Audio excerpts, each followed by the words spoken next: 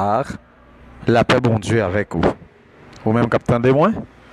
Grâce avec non seulement panel les chrétiens de Message Christ, mais aussi avec Info Biblique. Vous-même qui abonnez channel YouTube, ça, Info Biblique.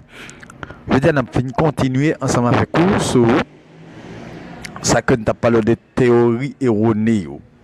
Je veux dire, nous parlons de réfutation panthéiste là. Avant de parler de réfutation panthéiste, je vais faire un rappel pour vous avec quatre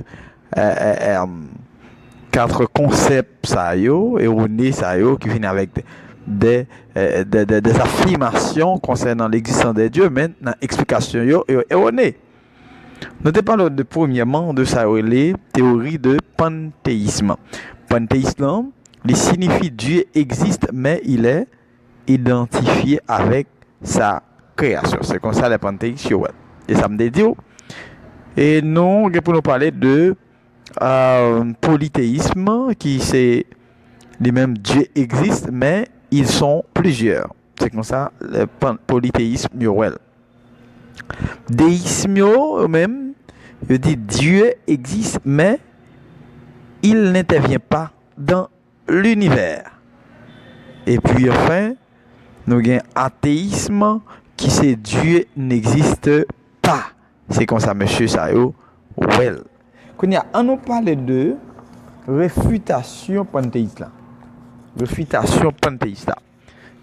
Nous disons qui genre panthéiste existant de Dieu. Quand on regarde pour nous, on réfute, on a cherché des refus pour le panthéisme. Mes frères, la conception panthéiste de l'existence de Dieu s'avère erronée pour la simple et bonne raison que la Bible enseigne. Clairement que Dieu est le Créateur. La Bible enseigne que Dieu est le Créateur de l'univers.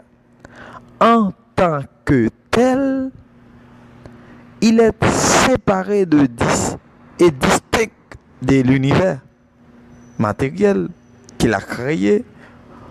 L'auteur du Pentateuque, c'est-à-dire Moïse, témoigne l'existence d'un Dieu créateur, amen, distinct du monde en rapportant que au commencement, Dieu créa les cieux et la terre. Genèse chapitre 1, verset 1er.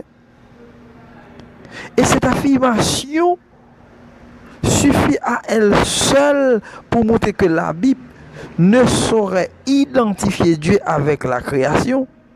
C'est au commencement Dieu créa, c'est-à-dire la création, comme dit le panthéisme, il n'est pas identifié avec Dieu. La parole de Dieu distingue plutôt le créateur de tous les êtres créés et lui attribue une existence personnelle. C'est ça que fait nous Pentateuque là, il parlait de commencement de toutes choses, mais il n'a pas parlé de commencement de Dieu. Parce que Dieu, il existait par lui-même. Dans cette même ligne d'idée, on va voir l'apôtre Paul qui nous enseigne que Dieu n'est semblable à aucun être créé. Il n'est pas semblé à aucun être créé. Nous ne devons pas croire que la divinité soit semblable à de l'or. On ne peut pas croire que bon Dieu semblait à l'or, à de l'argent ou de la pierre sculptée par l'art et l'industrie des hommes. Regardez dans Actes chapitre 17, verset 29. Ça veut dire Dieu pas semblé, à l'argent, à l'or, fait par la main des hommes. Doctrine qui enseigne que Dieu est infini ne doit pas être considérée comme un appui au panthéisme. L'infinitude de Dieu ne suggère pas que rien d'autre n'existe en dehors de Dieu. Et c'est Dieu. Et ce n'est Dieu nullement un endossement de l'affirmation que tout est Dieu et tout, et Dieu est tout. L'infinitude signifie plutôt que Dieu n'a aucune limite dans la mesure où il n'est borné ni par le temps, ni par l'espace, ni par aucune autre créature. Dieu pas borné, mes frères. Dieu n'a servi à lui pas limité. Celui qui pense qu'il peut confirmer le Dieu très haut dans les limites d'un espace physique doit lire ces paroles du sage Salomon lors de la dédicace du temple de Jérusalem. Il dit comme ça que voici les cieux et les cieux des cieux ne peuvent te contenir. Mes frères, nous venons vraiment pour nous réfuter que ça, monsieur Panthéisme dit concernant l'existence des dieux.